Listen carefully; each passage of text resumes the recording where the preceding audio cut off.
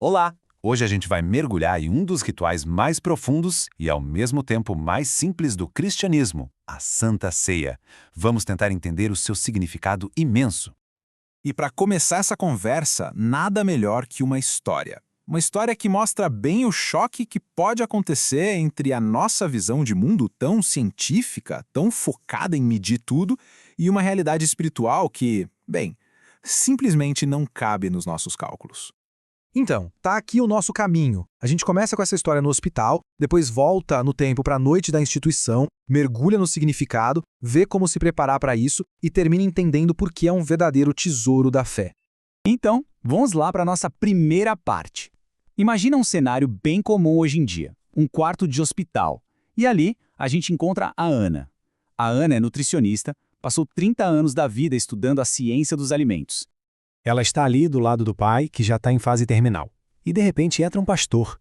Ele oferece para o pai dela um pedacinho de pão, minúsculo, e um gole de vinho. Para o cérebro treinado da Ana, aquilo era insignificante, zero valor nutricional. Não servia para nada, falando de um ponto de vista científico. Só que aí, ela ouve as palavras do pastor. E quando ela olha para o pai, vê lágrimas escorrendo pelo rosto dele. Naquele instante, ela teve um estalo. Ela percebeu que o que estava acontecendo ali ia muito além da química ou da biologia. Ela estava testemunhando algo infinito. Então, a pergunta é, o que foi que a Ana viu? O que aconteceu naquele quarto? Para a gente entender a força daquele momento, a gente precisa fazer uma viagem no tempo.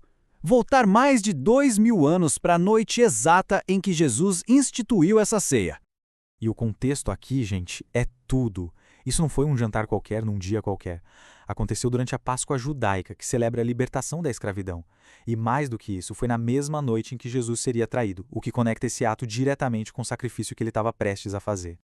Para a gente captar a solenidade desse momento, vamos ouvir o relato como ele foi registrado nas Escrituras, pelas palavras do apóstolo Paulo.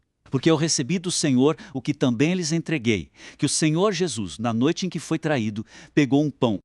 E tendo dado graças, o partiu e disse: Isto é o meu corpo, que é dado por vocês. Façam isto em memória de mim. Da mesma forma, depois da ceia, pegou também o cálice, dizendo: Este cálice é a nova aliança no meu sangue. Façam isto todas as vezes que o beberem, em memória de mim.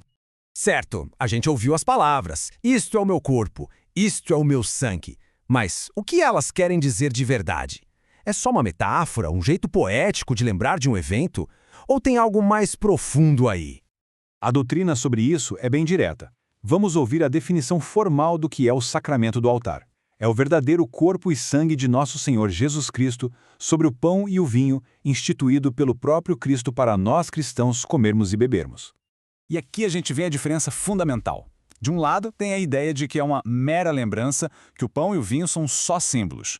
Do outro lado, a doutrina da presença real. A ideia aqui não é explicar como isso acontece, mas afirmar que acontece. Por causa da promessa de Jesus, o seu corpo e sangue estão ali, de verdade, em, com e sob o pão e o vinho. A base de tudo é a palavra dele. E se isso é verdade, quais os benefícios? Bom, é como abrir um baú do tesouro. O benefício principal, a raiz de todos os outros, é o perdão dos pecados. É dessa certeza que vem o fortalecimento da fé, a comunhão com Cristo, a segurança da vida eterna. É um presente que traz consolo e paz, aqui e agora. Ok, se o presente é tão grande, isso leva a gente para uma pergunta bem prática. Como alguém deve se aproximar da ceia? Tem um jeito certo? Precisa de alguma preparação? Voz 1. As Escrituras falam em examinar a si mesmo. E é muito importante entender o que isso significa. Não se trata de tentar ser perfeito para merecer participar. É justamente o contrário. É olhar para dentro com honestidade, reconhecer as próprias falhas, a nossa necessidade de perdão e então confiar totalmente na promessa que Jesus faz ali. Ao mesmo tempo, existe um alerta bem sério sobre participar de qualquer jeito, sem fé ou sem respeito. Vamos ouvir. Pois quem come e bebe sem discernir o corpo, come e bebe juízo para si. Então, fica claro que a dignidade para participar não vem da nossa perfeição, mas da nossa fé. Participar indignamente é tratar esse momento sagrado com indiferença, como se fosse algo qualquer, ou duvidar do que está sendo oferecido. A palavra-chave do alerta é discernir, que significa reconhecer e crer que o corpo e o sangue de Cristo estão ali, de fato, para o perdão.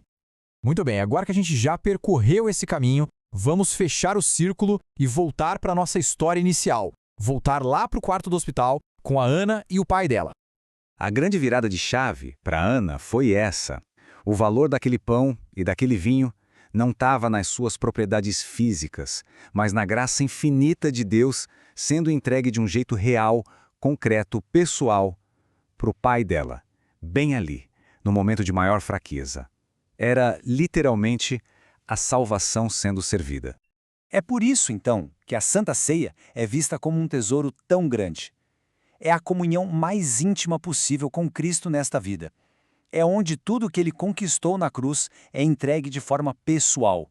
É um anúncio poderoso do Evangelho. E, por fim, é como se fosse um trailer, uma pequena amostra do banquete eterno que espera os que creem.